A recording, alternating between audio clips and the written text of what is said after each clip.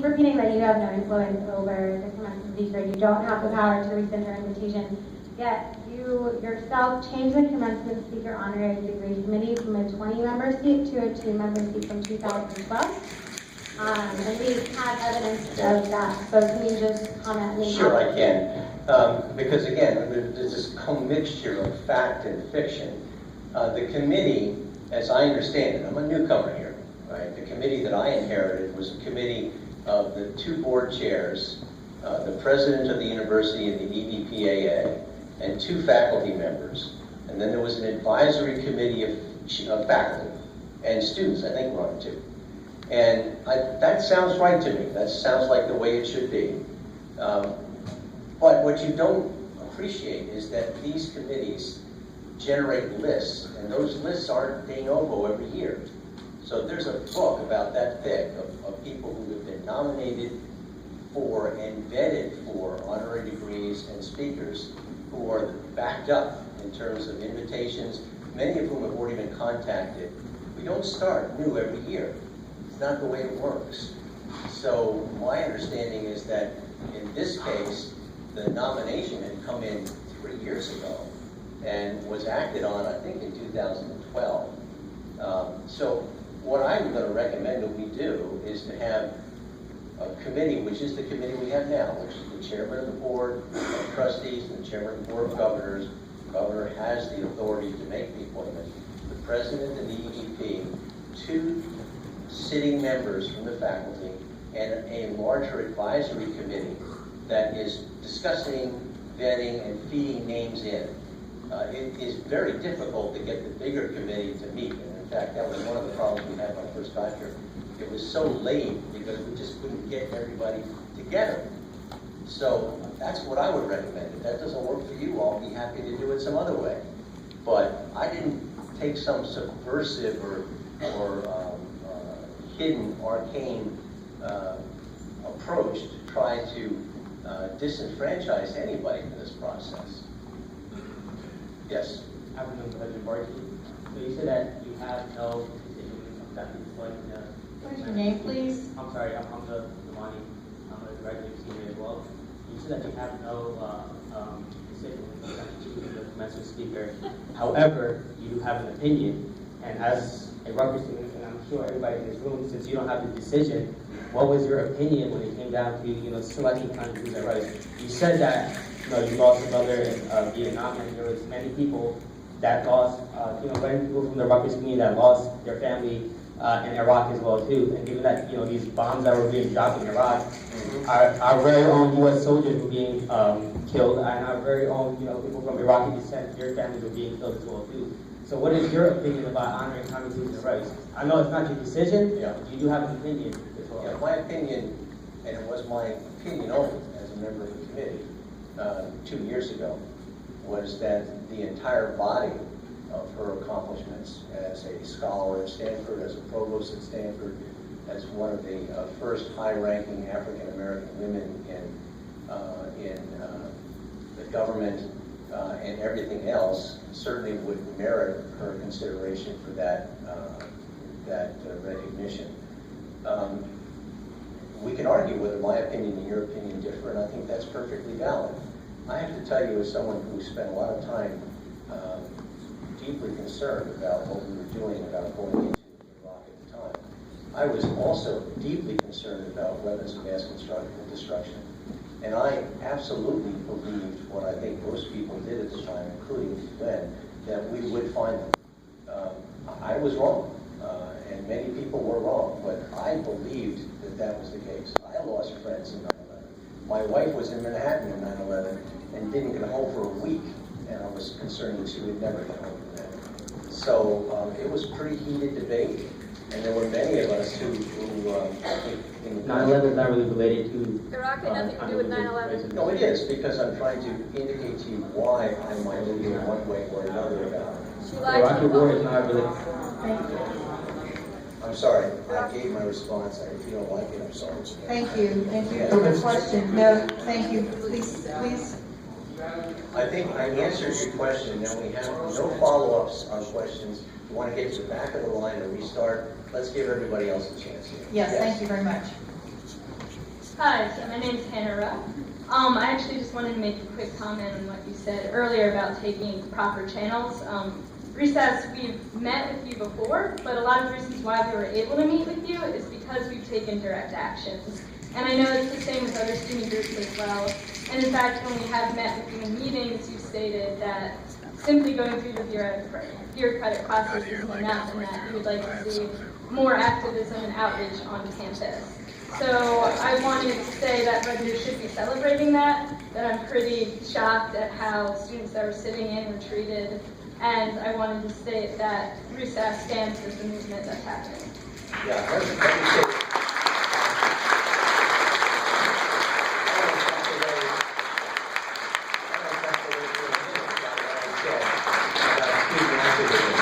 and if I recall, we had a conversation about how you should do it. We even had a conversation, I believe I'm talking to the right person, about where the best place was to demonstrate, to get the ideas out there that you wanted to get out, with the bookstore, where the sales were. You're talking about some of the sweatshop things a year ago. At any rate, I had that conversation with one of the groups, and I think that student activism is great. I think if we don't have students who are willing to take a position, take a stand, then we're not getting the right students in here. And that's fine with me. And my conversation over the phone about the folks who came into Old Queens was, let them stay. You know, don't lock the doors and try to get the police. Do not want to see a policeman in there. Let them stay. Now, I wasn't there to say anything about talking to them, but I'm not into let's get the police in and drag people out. Go ahead. You know, that I think I don't have a problem with that. All right? I really don't. I think that that's a vital part of the experience of being a student, but it's also a vital part of the community to be able to feel that you can stand up and say what you want and have that heard. But I think there's a balance to that too, and that standing up and being heard doesn't necessarily mean taking over, doing damage and things like that. I think we can reach an in-between spot. So, as you know, I was not there. I was hundreds of miles away, but my message was no police, stay as long as they want. All right? We weren't bringing in food, but we did say you could stay as long as you wanted. I fully expected that you'd still be there when I got home the next afternoon. But, okay? Yes, ma'am. Hi, my name is Neha Khan and I'm a sophomore. Just 2 points that I want to make before I do answer my question. This has nothing to do with the fact that she's a woman of color or the fact that she is a woman at all. I'm a woman of color, I'm a woman, I'm standing against what she has done to the crimes that she has committed. Secondly, I also wanted to say that the letter that you issued on Monday regarding the fact that you were still inviting faculty to the graduation had nothing to do with our protest. I want to know, that you never mentioned anything. It didn't matter to you. So I wanted to know what your opinion was about it too. And I just want to throw out a couple of numbers. Condoleezza Rice is responsible for leading the American people to believe that there were weapons of mass destruction. There were 1 million civilian casualties. We really didn't get anything out of the war. There will be so many Iraqi families and students sitting in graduation. What are we supposed to say to them? If the woman, one of the major political figures who was involved in the war, is going to be there, and our university is honoring her.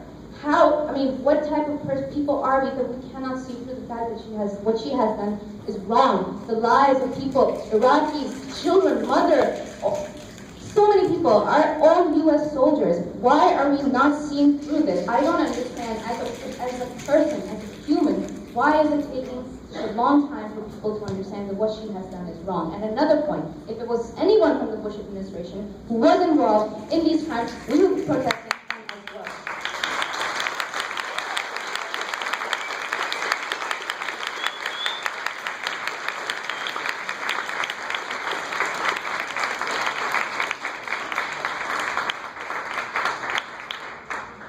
Hi, how's it going? My name is Edwin Rodriguez. I'm one of the current senators. I'm a Rutgers Newark.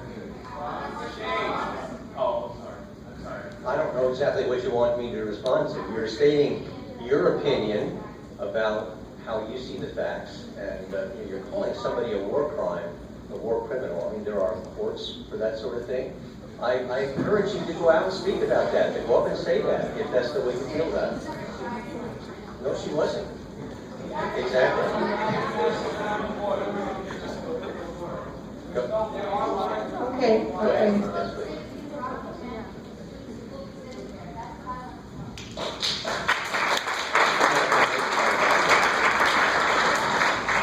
Go ahead. I am not responding further to that. Okay? Go ahead. Sorry about that.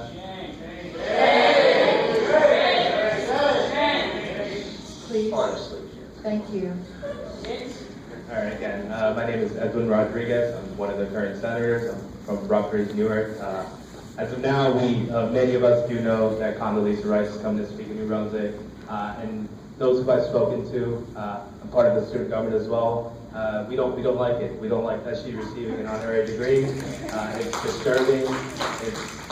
I don't understand where this came from and how we can just stand here and just let that happen.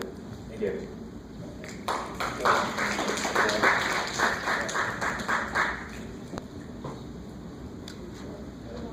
Okay, President Barchi has time for 2 more questions, please. Good afternoon. Make them good ones, guys. Why don't we hear from somebody who hasn't already spoken? Why don't we do that? Okay? My name is Luna again. Why don't we hear from somebody who has not had a chance to speak? Excuse me. She's not the chairman. This is the chairman here. All right, please. President Barchi asked for someone who has not been heard of to thank you very much. Okay. President Barchi, okay. I was one of the students at the sit-in this Monday. My name is John Lasowski. I was one of the students at the sit-in and sit-in Monday trying to express our concerns, get our voices heard. And as a student, I have the right to protest, I have the right to access the building in the school and to pay and attend. And I'd like to ask you, why despite the fact that my friend was in serious pain over not being allowed to enter the bathroom, was she denied from being allowed in?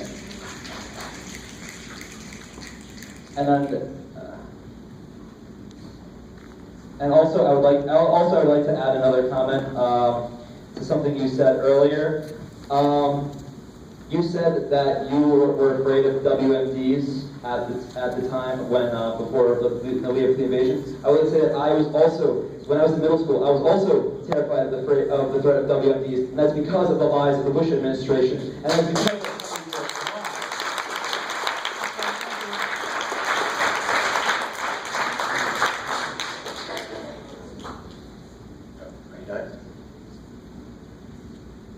Okay, let me just address the bathroom issue first. As those of you who know, Old Queens is a very old building. We have one bathroom, and it happens to be, upstairs in the middle of our budget offices. And all you had to do is to go across to Winans, you could use the bathroom there. That's not in the building. Okay. Last question, please. Yeah, please. Now, you've already asked 3 questions. Can we have someone who has not asked a question, please? Let's be fair to everyone else. No, I'm directing this to the chair now. President Barchi has asked for a student who has not spoken to please articulate their question.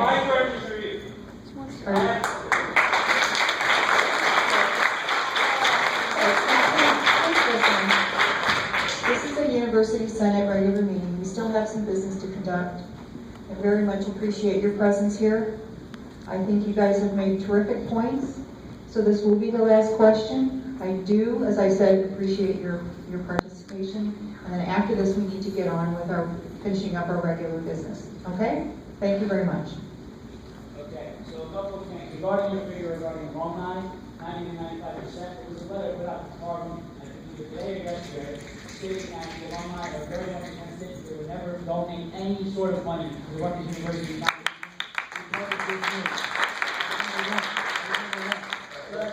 Let me have the data to support that, because I know what the letters and emails are coming to me, and I know what the responses are from the donors that I have been looking at. So I'd be happy to share that information with you. Sure, I'll share the accounts with you. We don't find it. Yeah.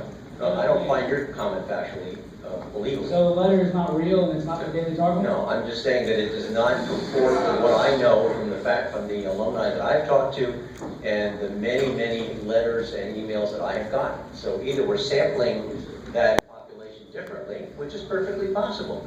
We may be looking at different sides of the elephant, but I'm not going to call you a liar. I appreciate it if you don't call me one.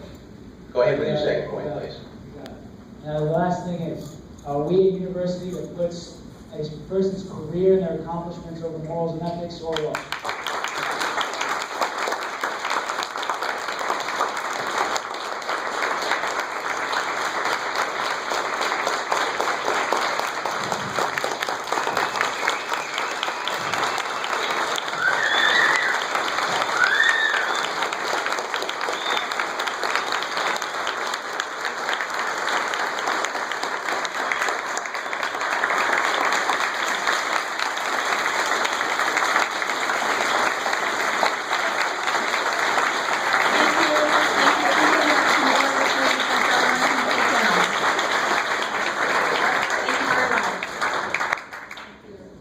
President Barchi.